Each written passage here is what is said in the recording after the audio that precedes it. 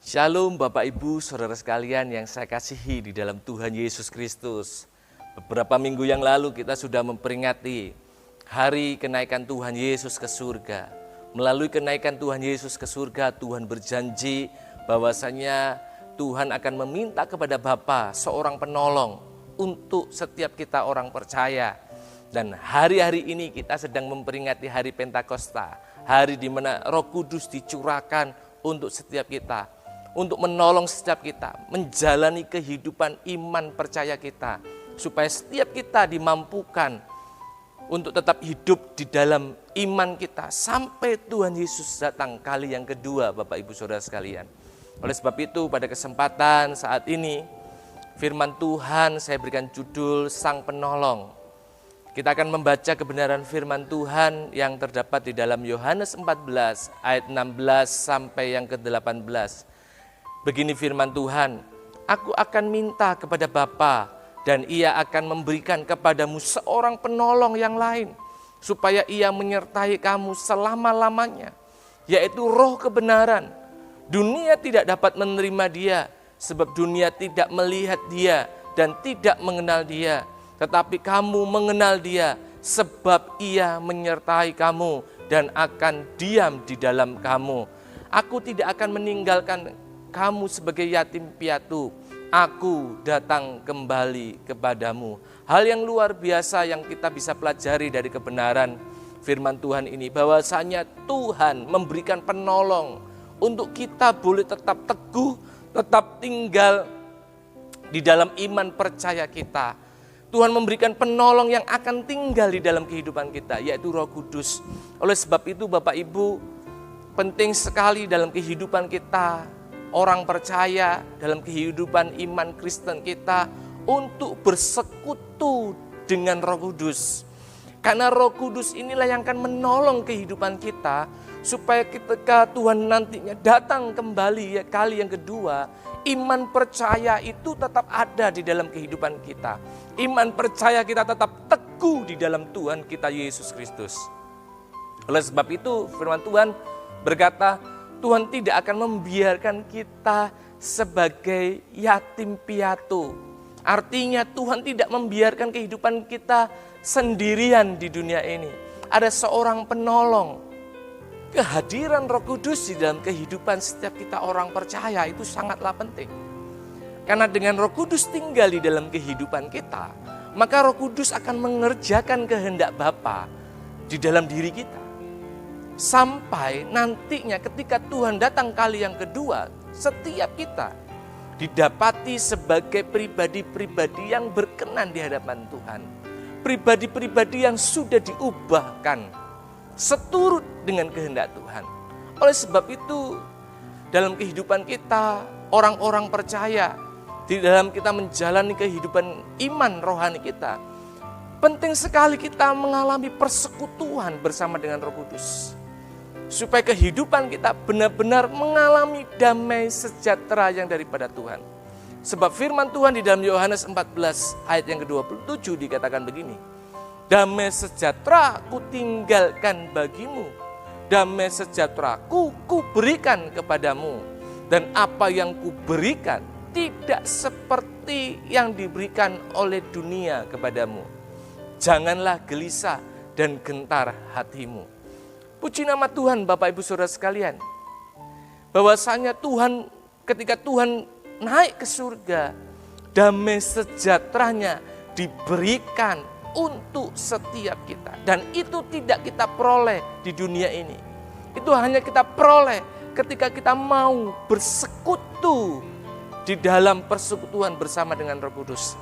Karena Roh Kudus diberikan sebagai penolong dalam kehidupan kita. Oleh sebab itu, alami pribadi Roh Kudus dalam hidup kita orang percaya.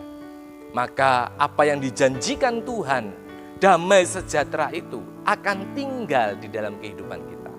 Kehadiran Roh Kudus di dalam setiap kehidupan kita orang percaya, itu untuk mengerjakan kehendak Bapa. Apa kehendak Bapa yang akan dikerjakan Roh Kudus di dalam kehidupan kita setiap orang percaya? Dikatakan di dalam Yohanes 16 ayat yang ke-8. Dan kalau ia datang, artinya ia ini adalah Roh Kudus, ia akan menginsapkan dunia akan dosa, kebenaran, dan penghakiman. Melalui kebenaran yang kita baca di dalam Yohanes 16 ayat yang ke-8, kita bisa mempelajari 3 hal dari kehendak Bapa melalui pribadi Roh Kudus. Hal yang pertama, Bapak Ibu Saudara sekalian, yang kita bisa pelajari adalah kehadiran Roh Kudus untuk setiap kita orang percaya adalah untuk menginsapkan akan dosa. Keinsapan akan dosa ini sangat penting untuk kita alami setiap waktu di dalam kehidupan kerohanian kita. Agar ketika nantinya Tuhan datang kali yang kedua, setiap kita sudah dipersiapkan sebagai mempelai yang layak di hadapan Tuhan. Oleh sebab itu, Roh Kudus akan terus mengingatkan, menegur ketika kita mulai melakukan dosa, mulai tergoda akan dosa. Kehadiran Roh Kudus di dalam kehidupan setiap orang percaya untuk menginsapkan, untuk mengingatkan, supaya kita tidak lagi hidup di dalam dosa, supaya kita tidak lagi bersekutu dengan dosa, supaya kita mau meninggalkan dosa. Oleh sebab itu, sekali lagi keinsapan akan dosa itu harus ada di dalam kehidupan kita. Ketika Roh Kudus berbicara untuk kita bertobat dari dosa kita, maka saudara dan saya harus mengambil keputusan untuk mengikuti suara Roh Kudus. Ya. Ini sangat penting Bapak Ibu, karena inilah tugas Roh Kudus di dalam setiap kehidupan kita orang percaya, yaitu menginsapkan kita akan dosa, supaya kita tidak lagi hidup di dalam dosa.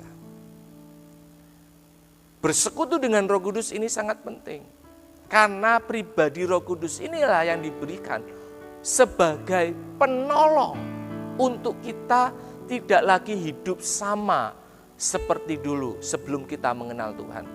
Tetapi kita boleh mengalami hidup yang baru, hidup yang diperbaharui, hidup yang mulai terlepas dari segala dosa yang mengikat dalam kehidupan kita.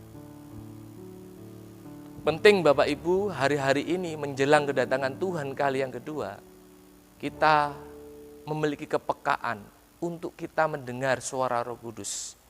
Memiliki kepekaan untuk kita bisa insap ketika suara Roh Kudus itu menegur setiap kehidupan kita. Karena dengan kehadiran Roh Kudus, firman Tuhan menyatakan bahwasanya Roh Kudus itu menjadi meterai untuk kita menerima bagian yang Tuhan janjikan. Jadi kalau kita tidak mau taat akan suara Roh Kudus, maka saudara, kita tidak akan memperoleh apa yang Tuhan janjikan. Di dalam 2 Korintus pasal yang pertama ayat ke-22 dikatakan begini. Memeteraikan tanda miliknya atas kita dan yang memberikan Roh Kudus di dalam hati kita sebagai jaminan dari semua yang telah disediakan untuk kita. Jadi Roh Kudus itu diberikan untuk setiap kita, supaya saudara dan saya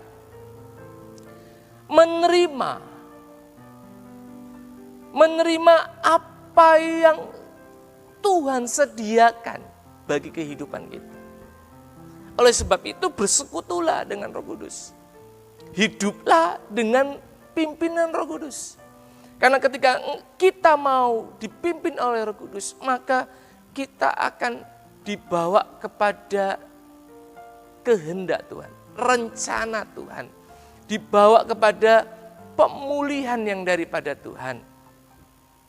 Karena Roh Kudus itu meterai yang Tuhan berikan untuk setiap kita nantinya mengalami semua yang sudah Tuhan sediakan untuk kita. Oleh sebab itu, Bapak Ibu Saudara sekalian, keinsapan akan dosa itu penting. Karena dengan kita mau diinsapkan melalui pribadi Roh Kudus, kita sedang melakukan ketaatan kepada Tuhan. Oleh sebab itu, melalui hari pencurahan Roh Kudus, 10 hari setelah kenaikan Tuhan Yesus ke surga, saudara dan saya bukan hanya memperingati hari Pentakosta, tapi mengalami Pentakosta itu di dalam kehidupan kita. Mengalami pribadi Roh Kudus di dalam kehidupan kita. Bapak Ibu Saudara sekalian, oleh sebab itu, menjelang kedatangan Tuhan kali yang kedua ini, kita harus memiliki hati yang mudah untuk diinsapkan oleh Roh Kudus.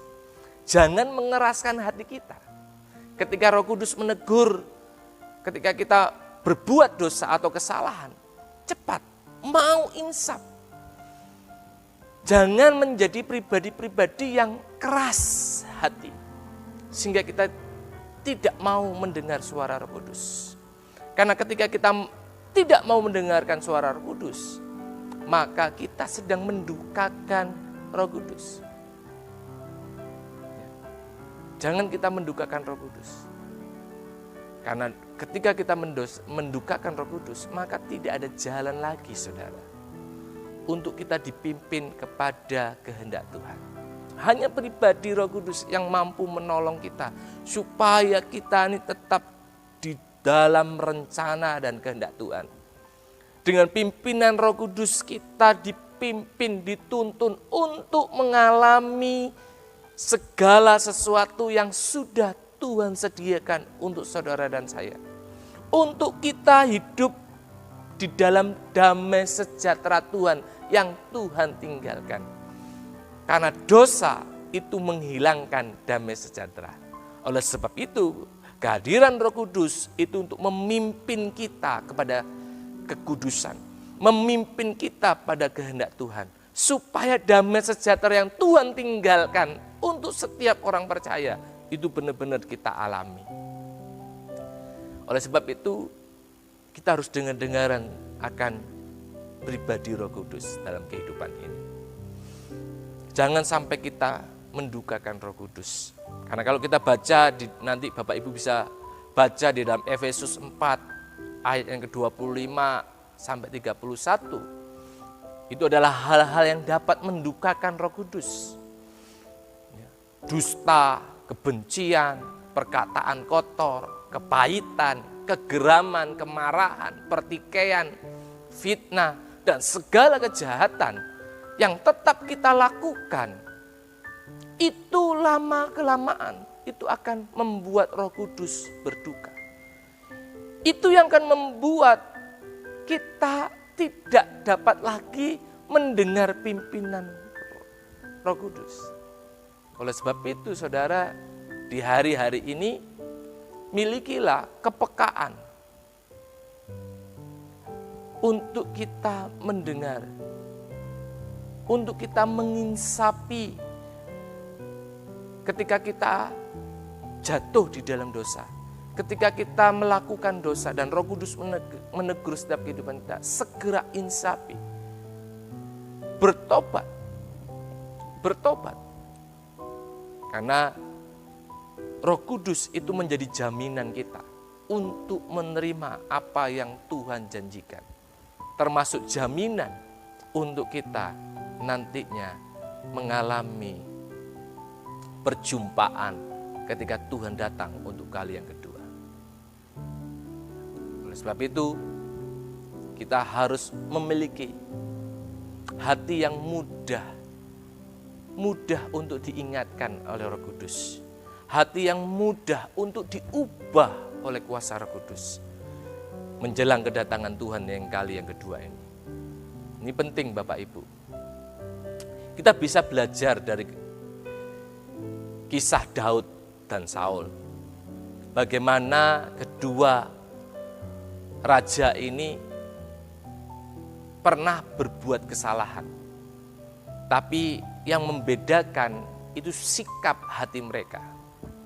Saudara pernah mendengar tentang kisah Daud di mana dia berbuat dosa, mengingini istri Uria, Batseba.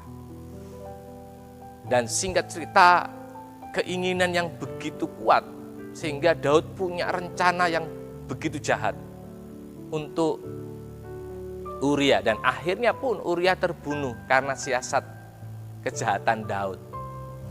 Ini adalah dosa di hadapan Tuhan, Bapak Ibu Saudara sekalian. Dan ketika Nabi Nathan diperintahkan oleh Tuhan untuk menegur Daud akan dosanya, sikap dari Daud, saudara, Daud tidak berusaha membela pribadinya. Daud tidak berusaha untuk membenarkan apa yang dia lakukan. Tapi ketika Nabi Nathan menegur Daud, Daud mengakui akan dosanya. Itu kita bisa lihat di dalam 2 Samuel 12 ayat yang ke-13 dikatakan begini. Lalu berkatalah Daud kepada Nathan, "Aku sudah berdosa kepada Tuhan."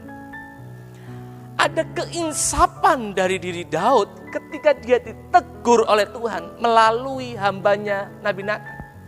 Ketika Daud ditegur, dia tidak berusaha membela diri, dia tidak berusaha untuk mencari alasan yang sedemikian rupa. Dia tidak berusaha untuk mencari pembenarannya dengan kekuasaannya.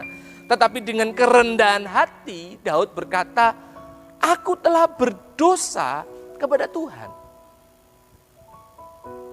Keinsapan Daud ini, saudara, ini punya nilai tersendiri di hadapan Tuhan.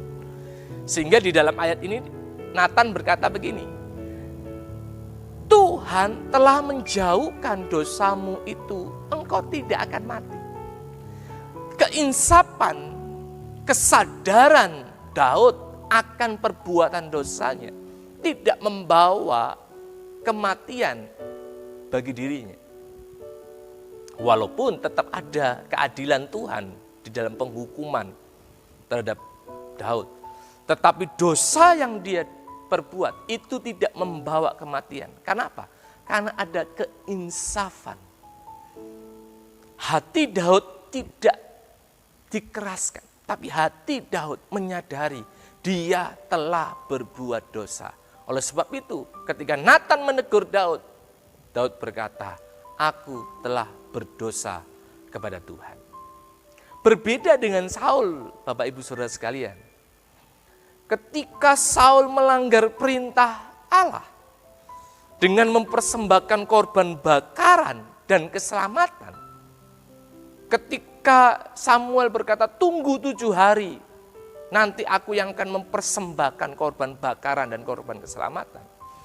Tetapi ketika Saul menunggu Samuel dan Samuel tidak datang-datang, Saul mulai ragu, Saul mulai kecut hatinya dan dia melanggar perintah Tuhan. Dia mempersembahkan korban bakaran dan keselamatan. Dan ketika Samuel datang, Samuel menegur kesalahan dari Saul. Dan saudara, kalau kita baca di dalam 1 Samuel 13 ayat 11 sampai yang ke-12, tidak ada keinsapan dari diri Saul. Saul berusaha untuk membela dirinya. Membela apa yang dia perbuat. Padahal itu sebuah kesalahan di hadapan Tuhan. Saul berusaha membela diri dengan berkata, Samuel yang ditunggu-tunggu tidak datang-datang, lama sekali. Sehingga Saul punya inisiatif yang kelihatannya baik, tapi sebenarnya itu melanggar perintah Tuhan. Saul berusaha membela dirinya. Saul berusaha membenarkan dirinya. Bapak Ibu Saudara sekalian, seberapa banyak dalam kehidupan kita orang percaya seringkali ketika firman Tuhan itu menegur kehidupan kita, ketika kebenaran itu berbicara mengenai dosa kita, kesalahan kita, Kita seringkali berusaha membela diri kita. Kita seringkali membenarkan apa yang kita perbuat. Kita seringkali menganggap apa yang saya perbuat ini kan untuk kebaikan. Padahal itu sebuah pelanggaran. Seringkali kita tidak dengan kerendahan hati langsung berkata, ya Tuhan, aku berdosa. Tapi seringkali kita masih beralasan, masih mencari pembenaran. Bapak Ibu Saudara sekalian, milikilah hati seperti Daud. Dia punya kerendahan hati untuk mengakui dosanya. Dia punya kerendahan hati untuk mau insaf dari segala dosa-dosa yang dia perbuat. Hari-hari ini melalui pribadi Roh Kudus, milikilah kerendahan hati untuk mudah diinsafkan akan dosa-dosa kita. Karena itu tugas Roh Kudus untuk menginsafkan dosa. Menjelang kedatangan Tuhan kali yang kedua, mari saudara miliki kerendahan hati, kelembutan hati untuk mendengar, menerima suara Roh Kudus di dalam kehidupan kita. Mungkin hari-hari ini Tuhan mengingatkan akan kesalahan, dosa kita. Baik melalui kebenaran yang kita dengar, baik melalui firman yang kita baca. Roh Kudus berbicara akan sebuah kesalahan mungkin, akan sebuah dosa dalam kehidupan kita.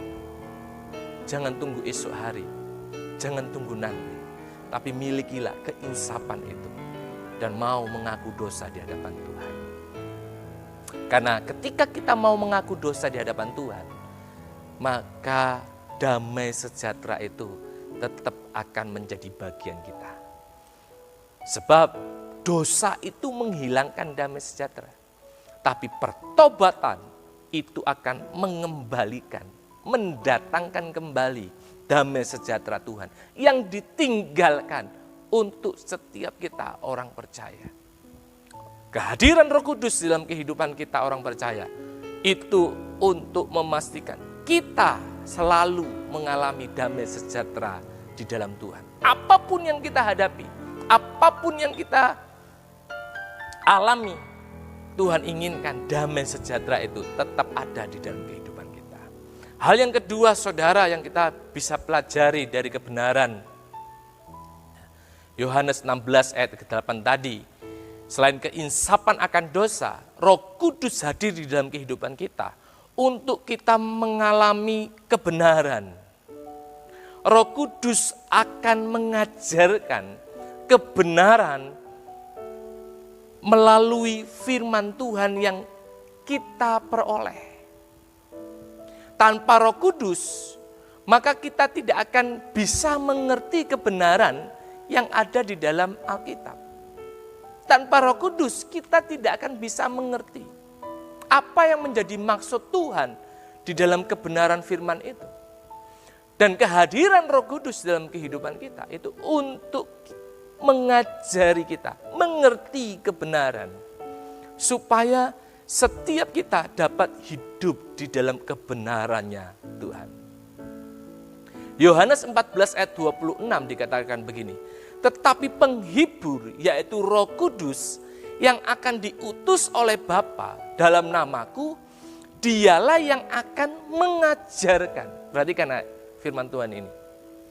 Dialah yang akan mengajarkan segala sesuatu kepadamu dan akan mengingatkan kamu akan semua yang telah kukatakan kepadamu. Jadi kehadiran Roh Kudus di dalam kehidupan kita itu untuk mengajar kebenaran firman yang kita baca. Kebenaran firman Tuhan yang kita terima. Roh Kudus akan mengajar. Membuat pengertian di dalam kehidupan kita. Karena tanpa Roh Kudus memberi pengertian dalam kehidupan kita, maka kebenaran firman Tuhan yang ada di dalam Alkitab itu hanya sebatas pengetahuan, saudara. Tapi ketika Roh Kudus mengajar firman yang kita baca, yang kita dengar, itu akan membawa kebenaran Tuhan masuk di dalam kehidupan kita. Dan bahkan dikatakan di ayat ini, di dalam Yohanes 14:26 ini, Roh Kudus akan mengingatkan.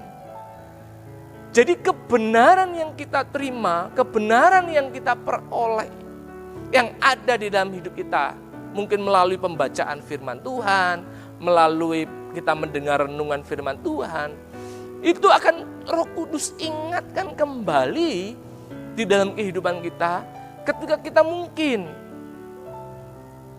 sedang mengalami kelemahan. Kembali firman itu akan berbicara, saudara. Firman itu akan mengingatkan kita. Roh Kudus akan mengingatkan kita akan kebenaran firman. Dan kebenaran firman itu yang akan memberikan kekuatan kita untuk kita tetap hidup di dalam iman percaya kita. Untuk kita tetap mengiring Tuhan di hari-hari ini. Yang mungkin secara jasmani, secara pikiran manusia, kita sedang mengalami kondisi yang berat. Tapi dengan kebenaran yang ada di dalam kehidupan kita, Roh Kudus kembali mengingatkan itu. Dan kita kembali kuat di dalam kita mengiring Tuhan. Kita kembali mempercayai Tuhan dalam kehidupan kita, saudara. Kebenaran itu penting dalam kehidupan kita. Jadi Roh Kudus hadir di dalam kehidupan kita. Selain untuk menginsapkan dosa, tetapi juga Dia akan memimpin kita kepada kebenaran Tuhan. Membuat kita mengerti akan kebenaran Tuhan. Dan kita akan dibawa untuk terus mengalami damai sejahtera. Karena firman Tuhan, saudara, di mana ada kebenaran, di situ ada damai sejahtera. Yesaya 32 ayat ke-17 dikatakan, di mana ada kebenaran, di situ akan tumbuh damai sejahtera. Dan akibat kebenaran ialah ketenangan dan ketentraman untuk kapan? Untuk selama-lamanya. Di awal kita sudah membaca kebenaran firman Tuhan. Damai sejahtera Tuhan ditinggalkan. Damai sejahtera Allah diberikan untuk setiap kita. Dan ketika kita mau dipimpin oleh Roh Kudus dalam hidup ini, taat akan pimpinan Roh Kudus, maka kita akan dibawa pada kebenaran demi kebenaran. Hidup kita semakin dibenarkan karena ada kebenaran di dalam kehidupan kita. Dan ketika kebenaran itu tinggal di dalam hidup kita, maka di situ dikatakan Yesaya tadi akan tumbuh damai sejahtera. Tumbuh damai sejahtera. Damai sejahtera yang Tuhan tinggalkan terus bertumbuh. Kondisi keadaan sekitar kita tidak akan mempengaruhi damai sejahtera yang Tuhan tinggalkan. Dan damai ini tidak dapat kita dapatkan di dunia ini.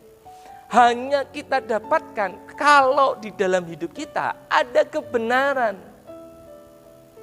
Oleh sebab itu, pentingnya kita bersekutu dengan Roh Kudus adalah supaya kita ini dipimpin pada kebenaran. Kita semakin hari semakin mengerti akan kebenaran. Dan ketika kita mengerti kebenaran, ayat ini juga berkata, akibat kebenaran itu ketenangan. Akibat kebenaran itu ketentraman. Oleh sebab itu, Bapak Ibu Saudara sekalian, ayo kita mau bersekutu. Kita mau mengandalkan Roh Kudus, minta pimpinan Roh Kudus untuk memimpin kita hidup di dalam kebenaran firman. Seperti dikatakan tadi, Roh Kudus akan mengajar dan mengingatkan kita akan kebenaran. Dan bagaimana Roh Kudus itu mengajar dan mengingatkan kita akan kebenaran? Yaitu dengan kita bersekutu membaca firman. Kalau kita aja tidak pernah membaca firman, tidak pernah membuka Alkitab, seminggu sekali ke gereja baru buka Alkitab, tapi di rumah, di keseharian kita tidak pernah bersekutu dengan firman, membaca firman. Lah bagaimana Roh Kudus dapat mengajar dan mengingatkan. Roh Kudus akan mengajar dan mengingatkan kalau kita mempraktekkan, merenungkan firman itu siang dan malam, membuka Alkitab, membaca, merenungkan. Disitulah Roh Kudus akan memberikan pengertian. Disitulah firman itu akan masuk di dalam kehidupan kita. Sehingga firman itu akan Roh Kudus nyatakan untuk kebenaran itu kita mengerti, saudara. Dan suatu saat ketika kita mengalami mungkin permasalahan, pergumulan, tantangan hidup, firman yang kita baca itu diingatkan kembali oleh Roh Kudus. Dan itu menjadi kekuatan pengharapan kita di dalam kita mengikut Tuhan. Oleh sebab itu, belajar untuk merenungkan firman Tuhan, baca Alkitab. Ya, seperti lagu, baca kitab suci, doa tiap hari kalau mau tumbuh. Baca kitab suci, doa tiap hari kalau mau tumbuh. Ya, baca firman Tuhan, belajar. Roh Kudus tidak akan bisa mengingatkan kalau kita tidak ada kebenaran firman di dalam hidup ini. Tapi kalau ada kebenaran firman Tuhan di dalam hidup ini, Roh Kudus akan selalu mengingatkan melalui kebenaran-kebenaran firman. Oleh sebab itu, yuk bersekutu di dalam kebenaran firman Tuhan. Jangan malas untuk baca firman Tuhan. Supaya hidup kita semakin hari dipimpin dari kebenaran kepada kebenaran. Sampai kita dipersiapkan menjadi mempelai Tuhan yang layak di hadapannya. Karena semakin hari kita semakin hidup di dalam kebenaran yang Tuhan inginkan. Hari-hari ini, hari-hari yang semakin dekat akan kedatangan Tuhan. Oleh sebab itu, berilah dirimu untuk dipimpin oleh Roh Kudus. Berilah diri kita untuk dipimpin di dalam kebenaran firman-Nya. Hal yang ketiga, saudara, yang kita bisa pelajari dari kebenaran Yohanes 16 ayat 8. Selain Roh Kudus menginsapkan akan dosa, kebenaran. Hal yang ketiga, saudara, Roh Kudus akan mengingatkan, menginsapkan akan hari penghakiman. Roh Kudus akan menyadarkan kita bahwasanya kita akan mengalami penghakiman. Ada penghakiman yang harus kita hadapi. Ada pertanggungjawaban akan apa yang kita perbuat di dunia ini. Roh Kudus mengingatkan melalui kehadirannya di dunia ini. Roh Kudus sedang mempersiapkan hidup kita supaya kita siap masuk di dalam penghakiman.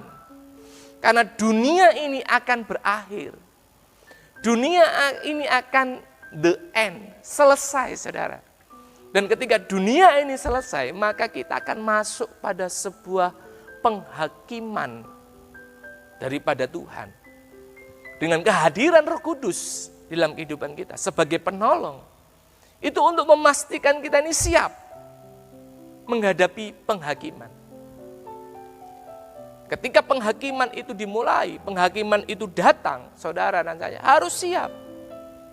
Supaya setiap kita layak mendapat pembelaan daripada Tuhan. 2 Timotius 4 ayat yang pertama dikatakan, di hadapan Allah dan Kristus Yesus yang akan menghakimi orang yang hidup dan yang mati, aku berpesan dengan sungguh-sungguh. Paulus berkata, aku berpesan dengan sungguh-sungguh kepadamu demi pernyataannya dan demi kerajaannya. Jadi kita akan masuk di dalam penghakiman, saudara. Kehadiran Roh Kudus sebagai metrai di dalam kehidupan kita. Metrai itu biasanya kita gunakan kalau ada sebuah perjanjian. Sebagai tanda legal. Ya, dengan meterai itu kita bisa menuntut ketika seseorang tidak menepati perjanjian itu. Karena kekuatan hukum di dalam meterai itu. Begitu juga dengan Roh Kudus diberikan di dalam kehidupan kita. Dikatakan tadi dalam firman Tuhan, dia sebagai meterai. Oleh sebab itu saudara, kehadiran Roh Kudus itu memastikan untuk kita siap menghadapi penghakiman. Jangan dukakan Roh Kudus dengan kehidupan kita yang masih terus berkecimpung di dalam dosa. Hidup kita tetap di dalam dosa. Wah, maka kita tidak akan memperoleh apa yang Tuhan janjikan, Tuhan sediakan buat kehidupan kita. Bahkan kita tidak akan siap menghadapi penghakiman. Oleh sebab itu, dipimpin Roh Kudus, bersekutu di dalam Roh Kudus hari-hari ini sangat penting. Karena waktu penghakiman sudah tidak lama lagi. Kedatangan Tuhan Yesus kali yang kedua sudah tidak lama lagi. Dan masa itu setiap orang akan dihakimi menurut perbuatan. Jadi penghakiman ini berbicara dari akhir semuanya yang di dunia ini. Dan ketika dunia ini berakhir, maka setiap kita akan masuk masa penghakiman dan kita akan dihakimi menurut perbuatan kita. Di 1 Petrus 1 ayat 17 dikatakan begini, dan jika kamu menyebutnya Bapa, yaitu Dia yang tanpa memandang muka menghakimi semua orang. Perhatikan ini, menghakimi semua orang menurut perbuatannya, maka hendaklah kamu hidup dalam ketakutan selama kamu menumpang di dunia ini. Firman ini begitu tegas, saudara, bahwasanya akan ada penghakiman. Akan ada penghakiman oleh Bapa atas setiap perbuatan kita di dunia. Dan Petrus mengingatkan dengan tegas, maka hendaklah kamu hidup dalam ketakutan selama kamu menumpang di dunia ini. Jadi di dunia ini kita menumpang. Penuh ketakutan apa? Ketakutan kalau kita ini tidak siap masuk di dalam sebuah penghakiman. Oleh sebab itu Bapak Ibu Saudara sekalian, berilah diri kita dipimpin oleh Roh Kudus, supaya kita siap masuk di dalam penghakiman yang akan Tuhan kerjakan. Karena di dunia ini dikatakan tadi, kita ini cuma numpang. Dan waktu untuk numpang sudah sebentar lagi selesai. Kita akan masuk kepada penghakiman berdasarkan perbuatan-perbuatan kita. Oleh sebab itu, berilah diri kita untuk dibentuk oleh Tuhan. Berilah diri kita untuk mudah insaf akan dosa. Berilah diri kita untuk mau dipimpin kepada kebenaran. Dan bagaimana kita bisa dipimpin kebenaran? Kalau kita mau membaca firman. Ketika kita membaca firman, maka Roh Kudus akan menuntun kita, menolong kita, mengerti, memahami kehendak Tuhan melalui firman Tuhan itu. Dan bahkan Roh Kudus akan terus mengingatkan supaya kita tetap hidup di dalam kebenaran. Hari-hari ini sudah menjadi hari-hari penghujung, saudara. Kita akan menyelesaikan masa kontrak, masa kita menumpang di dunia. Dan kita akan masuk pada kehidupan yang nyata, kehidupan kekal.